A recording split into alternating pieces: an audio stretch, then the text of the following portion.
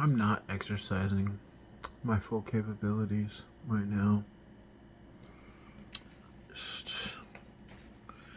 The problem is that people are very proud of what they do, what they accomplish. Um, Pride basically establishes you in an area. It's not really something I've really had a lot of, and maybe people are like, oh, it's not all. It's thank God. You know, I don't know if it is a some type of tactic to try to ensnare me, which I consider, or just because people have been misled. But why would that be a sad thing? It's like it's funny because I consider the possibility that people really take it very seriously and they're being genuine. Oh, what? Don't say that, man. Don't say you don't have pride. I'm considering the possibility that you like are genuine about that, but that's not what I experienced it as. I experience trying to get pride into me as an attack, and so I question people that I'm very cautious if you're trying to make me be proud. And I thought that if you don't experience it like that, that you might find that interesting knowledge to expand your worldview, that people don't think like you. People can think completely differently, and I'm looking at people that are trying to attack me by trying to make me proud. It's not it's I experience it as a blockage. It's not like it's like, oh, I don't have pride. It's like I don't want a blockage, right? I have too many things going on, too many problems to take care of. I have to move too quickly to even want. I don't want a blockage. It just feels like this dark, empty spot that's blocking the flow of information and my body to solve problems. Um, and you know, but and this is where I was going with this is that so people are established, and their thought processes and what they do, and they don't really move from there because they're so proud of it, right? Everything is slower and more solidified, and do math on that. Like, just kind of estimate in your head. Think about it. If someone is more established in an area, um, and they don't have to grow because they like doing the same thing all the time, and they don't really expand very much outside of what they do, and they spend most of their time in uh, entertainment that's actually very destructive. And they do this year after year after year for decades, right? Decades. Take all that away. Imagine that you're not established in anything, and everything is just, you're picking new things up, and they're just running through you like water. You're solving problems like water running through you. So, you know, at this point, there's a point where, in your capabilities, other people will watch movies about aliens and science fiction and stuff, but there's a point where what they're displaying on these movie screens, you know how to accomplish them, but you've known how to accomplish them for a while, and you don't because there's more important things. You don't. They're just devices. They're just machines you put together. If you can put one machine together, you can put another machine together. You can put a machine together like this. You can put a machine together like that. You're just putting machines together, right? But then when you bring math into putting machines together, now we have automation to the power of x. And now you're the alien, right? But people are still impressed with aliens, and they don't believe that that would ever be a real thing. Um, but you know, people have a way that they handle things. You can't do that. You can. I can do that. But that's where I was ultimately going with this. Is that it's funny because people pursued me. I don't think they do anymore, but I think that that's been pretty leveled out at this point. But I had people pursuing me, and I figured I must have shown up on their radar. Um, Probably because something I was doing was making very visible patterns in social data. That's my hypothesis. I've never actually gone out and proven it yet. But my hypothesis is that my presence in what I do with people, how I interact with people, the energy transfer was creating these very rigid patterns because I'm very, like I said, I basically have to meditate, you know, to be normal around people. And, on top of I'm learning, and I'm very focused on patterns of behavior that Jesus said to do. So when people, you just have this really, high contrast thing going on. And so when people run into me, the interaction, it's possible that they are progressing very quickly in their thoughts and not noticing that they're becoming different people.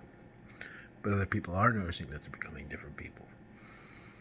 That's my hypothesis. But I don't think that they're pursuing me any longer. I think that everything's kind of leveling out. And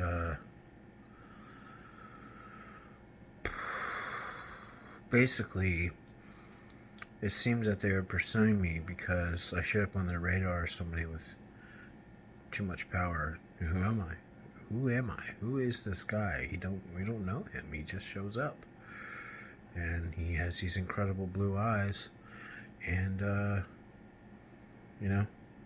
we're very curious about who this guy is. And people can inject themselves into stories that they made up in their head to begin with. Make up a story, then they try to inject themselves with the story. And while this is all going on, this has this very identifiable stench of the word power, which is a word I rarely use in my vocabulary. Like, I rarely use the word power. Like, in my thought process, if it shows up, it just doesn't show up, the word power, unless I'm analyzing what other people are doing. It shows up often that their lives revolve around the concept of having power and not having power. And what's funny is it doesn't show up. I'm thinking about something else. I'm thinking about how something is structured or designed, or now I do use genetic algorithms, so I'm basically, if something is better, it is unreasonable for me to stay where I'm at, stay in the solution I'm using, right? It's not really that I'm greedy or power hungry, it's that it's unreasonable. Like, let's say that you have a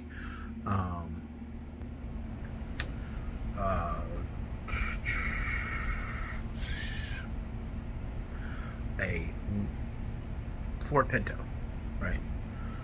And that's what you're driving around, and then someone drops off a 2022 Camaro.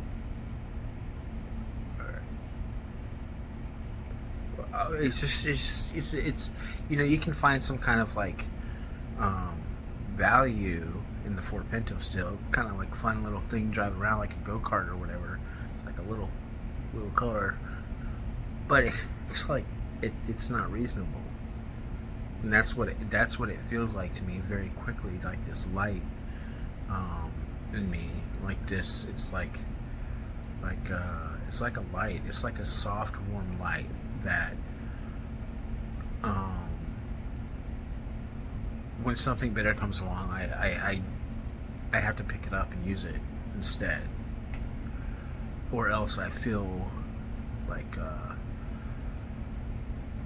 hurt. I hurt. It's like a pain that I'm doing just something that doesn't make sense. Like, why are you staying with the Ford Pinto? There's a 2022 Camaro. You know, it's not.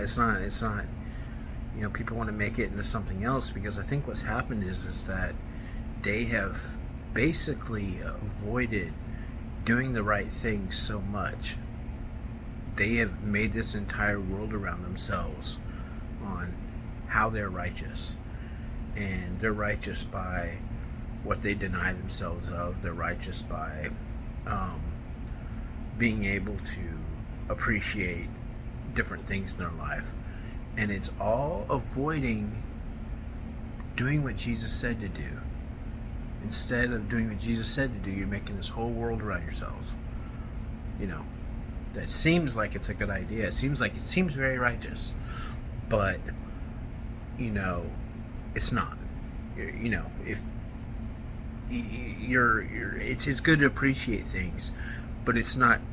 If you're going to simultaneously brag about how bad you are, you know, you can see that there's something wrong there. If you won't bless people that curse you, you can see there's something wrong there. If you won't go help yourselves and help the people in your life, if you're constantly degrading people that are trying to make something with their life, and because they think they can do better than you, there's something wrong, right? You just made this superficial kind of world to make you feel good about not doing what you're supposed to be doing. And that gets manifested, that gets translated poorly when you run into people like me whose mechanics are working completely different. Your Rosetta Stone for translating my behaviors is off. It's wrong. So you're not translating correctly. Now here's this, you know, person moving through your environment with changes, and you're using the word power, right? I'm not using the word power.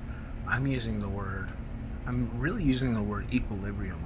Like, if I were going to define what I was doing, the word equilibrium would be used a lot. You know, and people can make up these whole like worlds about you outside of your knowledge.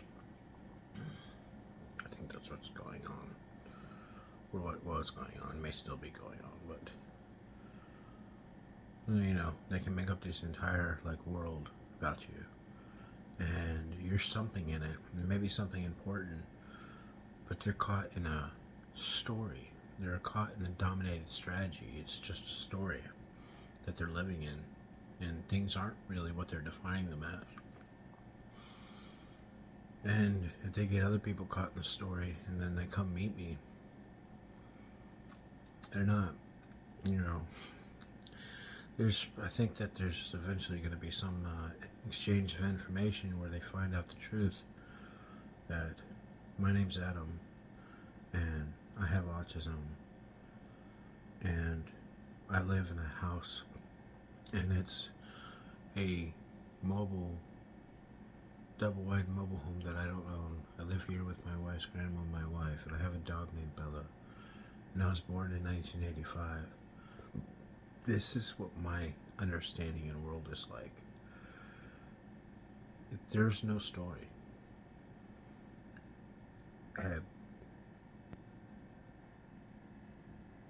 Things are exactly what they appear as. And so, when people are coming at me with a story, I have to figure it out. I have to figure out what's going on. You know, you're not. It's just you know, I know that it looks very big. That's because I don't do what other people do. I don't want to do it. I don't want to go to movies and spend my time watching movies. I don't want to watch drama on TV. I don't want to sit there and be proud of small accomplishments. I don't want to, you know, trade something else instead of doing what Jesus said. And when you don't do those things, your time, what it's going to makes a massive, massive, massive difference. And as the years go by, it keeps increasing exponentially. Things look very big because I like doing healthy things. And that's when you're doing healthy things, they become very big, right? Compared to what other people are doing. But in actually meeting me, my name's Adam. I live in a house. I have a dog. My wife's from North Carolina. You know, I'm from Houston. It's like exactly what you would think, or you should be anyway.